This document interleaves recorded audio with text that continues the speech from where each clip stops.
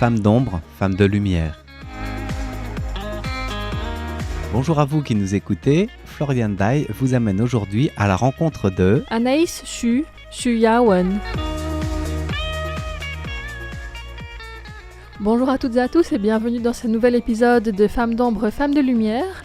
Aujourd'hui, nous rencontrons Anaïs Xu, de son nom d'origine Xu Yawen, une Taïwanaise qui habite en France depuis longtemps et qui est revenue quelques jours à Taïwan. Vous en aurez entendu parler si vous avez écouté les actualités de ces derniers jours, puisque c'est elle qui a gagné le prix de traduction décerné par l'ATTF, l'Association taïwanaise des traducteurs de français, pour la traduction du roman d'Annie Ernaux, L'écriture comme un couteau, en mandarin. La remise des prix a eu lieu mardi, il y a 2 jours, lors de l'ouverture du pavillon français au Salon du Livre de Taipei, le TIB, où elle a notamment remercié ses parents pour accepter avec patience et bienveillance tous ses caprices et ne pas lui mettre d'obstacles, notamment donc dans l'apprentissage du français, de la traduction et ses désirs d'aller ailleurs. Ses parents étaient présents lors de cette remise de prix. Elle a également remercié ses éditeurs, son mari Gwenaël Gafrique, que nous avions invité également au micro de RTI il y a quelques mois. Et puis il a été souligné qu'elle avait été nominée plusieurs fois depuis 2017 pour ce prix de traduction, notamment pour la traduction de La 7e fonction du langage de Laurent Binet, pour 2 romans de Jules Verne, 2 ans de vacances et 20 000 lieues sous les mers, qu'elle a traduit en mandarin. Et puis l'an dernier, elle a été nominée pour la traduction de Rien n'est noir de Claire Berset, à chaque fois donc pour des prix de traduction de fiction.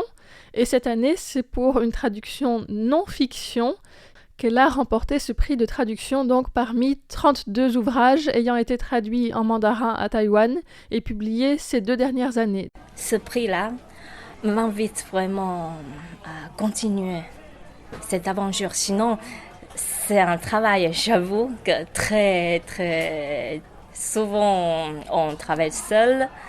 Donc, c'est aussi pour montrer le travail qu'on a fait vraiment derrière le livre. Souvent, on est caché derrière le livre. C'est aussi pour ça que je viens de France spécialement pour recevoir ce prix.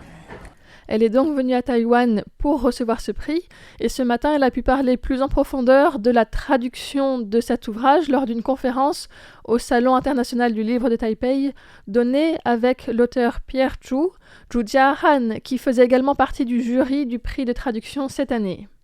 Ils ont commencé par présenter Annie Ernaux, qui est relativement connue à Taïwan, notamment du fait de son prix Nobel, mais avant cela, elle avait déjà plusieurs ouvrages traduits en mandarin ici. Et les conférenciers ont rappelé 2 éléments que les Taïwanais ignorent peut-être, c'est-à-dire d'une part le fait qu'elle n'aime pas être appelée écrivaine, elle préfère écrivain, parce que pour elle, quand c'est un homme, on ne spécifie pas que ce soit un homme écrivain, donc quand c'est une femme, il n'y a aucune raison de spécifier que ce soit une femme écrivain, c'est juste une personne qui écrit. Et le deuxième point qu'ils ont spécifié est son engagement politique. Elle a signé notamment une tribune pour la libération d'un journaliste algérien publié dans Le Monde. Et suite à cela, elle s'est vue refuser un visa pour se rendre au Salon du Livre d'Alger l'année dernière. Ensuite, Anaïs Xu a abordé la question du style et des sujets aigus que Annie Ernaux évoque dans ses récits, que ce soit des affaires extra-conjugales, comme dans Se perdre ou dans L'événement, que ce soit l'avortement, comme dans L'occupation ou bien Les armoires vides, où il est question de comment protéger la liberté de son utérus alors que l'avortement est illégal à cette période en France. Tous ces sujets qu'elle aborde sont des sujets épineux, mais si vous avez déjà écouté une interview d'elle, vous aurez vu qu'elle parle d'une façon très douce. Si on n'écoute pas avec attention, on dirait qu'elle raconte quelque chose de très agréable, alors qu'en réalité, chaque mot est coupant. Au moment de traduire Annie Ernaux, comme ce livre est un entretien, ce décalage était très important pour moi. C'était donc une des premières difficultés à laquelle elle s'est trouvée confrontée au moment de la traduction, cet écart entre un ton de voix très doux et des mots coupants. Ensuite, elle évoque comme deuxième difficulté le fait que les phrases d'Annie Ernaux soient souvent très fragmentées.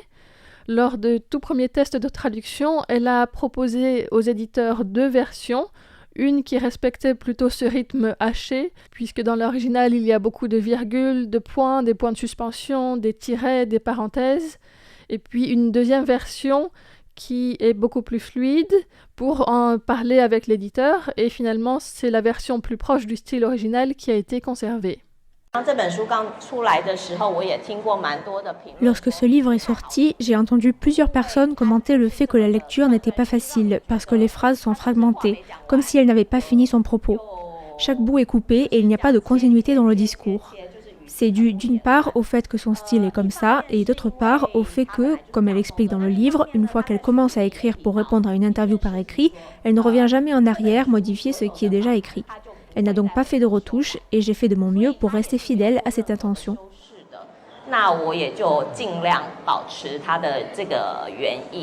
Ensuite, l'écrivain Pierre Chou, qui a obtenu un doctorat à l'EHESS à Paris et connaît bien la littérature et la société française, a complété ce discours en resituant Annie Ernaux dans le contexte dans lequel elle a grandi et elle a évolué. C'est-à-dire qu'elle est originaire d'une classe sociale plutôt basse, et le langage parlé par ses parents est différent du langage qu'elle a appris à l'école. C'est une langue plus belle, plus soutenue. Et Annie Ernaux a ensuite ressenti une forme de culpabilité parce qu'elle aime cette langue qu'il y a dans les livres, cette langue de la littérature. Et donc il y a une forme de tension entre une forme de fidélité ou de trahison par rapport à ses origines sociales plus modestes. Pierre Chou compare cela avec l'Odyssée d'Ulysse qui doit dépasser les sirènes et les tentations pour pouvoir ensuite se retrouver et retrouver son identité, puisque avant il avait perdu son identité en disant « je ne suis personne » pour s'échapper. C'est un passage obligé. Le chant des sirènes est magnifique, mais elles n'ont pas d'âme, aucune expérience humaine. Elles chantent merveilleusement bien et sont capables de faire sombrer les hommes. Ulysse peut faire comme les autres et ne pas écouter ses chants, mais pour rentrer chez lui et pouvoir transmettre ses expériences, il choisit de les écouter lorsqu'il passe à proximité. Annie Ernaux a vécu quelque chose d'un peu similaire. La langue de l'ennemi est très belle, mais elle ne transmet pas ce qu'elle veut dire, elle doit résister à la tentation. En tant que traducteur ou traductrice, on peut aussi comparer notre parcours à une odyssée. En tant que journaliste, il faut aussi résister à la tentation d'embellir le texte, d'employer des mots plus jolis pour pouvoir arriver à rester fidèle à l'intention de l'auteur et conserver cette authenticité.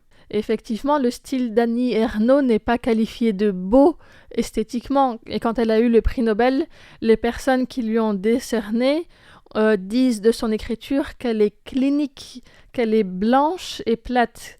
Et ces trois adjectifs ne sont pas faciles à traduire. On voit une froideur, une précision qu'on retrouve d'ailleurs dans le titre du livre, l'écriture comme un couteau. D'habitude, je n'aime pas ajouter des notes de traduction. Je trouve que ça coupe la lecture. Mais ici, je ne voulais pas qu'il y ait que ma voix. Je voulais montrer comment ces mots sont discutés. Pour Blanche, par exemple, j'ai cherché plusieurs références académiques. Roland Barthes parle d'écriture blanche, 空白的写作. J'ai trouvé d'autres synonymes, non pas pour avoir une définition figée des mots chinois à employer, mais pour qu'en lisant ces adjectifs, on puisse mieux en saisir le sens.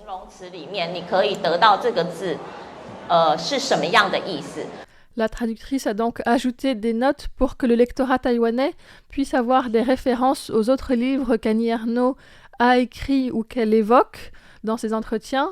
Et une note de traduction en chinois serait par exemple « Cette phrase est tirée de tel livre, telle page ». Et le fait que l'écriture d'Annie Ernaux soit riche et remplie de références était aussi un défi pour la traductrice qui n'avait pas fait d'études de littérature française ou européenne et donc qui a dû se renseigner beaucoup pour mener à bien cette traduction. Elle avait d'ailleurs hésité au début à accepter cette commande de la part d'une maison d'édition, puisqu'à l'époque, elle s'était déjà engagée à traduire Proust, donc c'est un long projet. Finalement, elle a accepté et Proust est toujours sur la table de travail. Et puis, comme l'a expliqué Pierre Chou, il y a aussi des points communs entre Annie Ernaux et Proust, puisque Proust a influencé Annie Ernaux.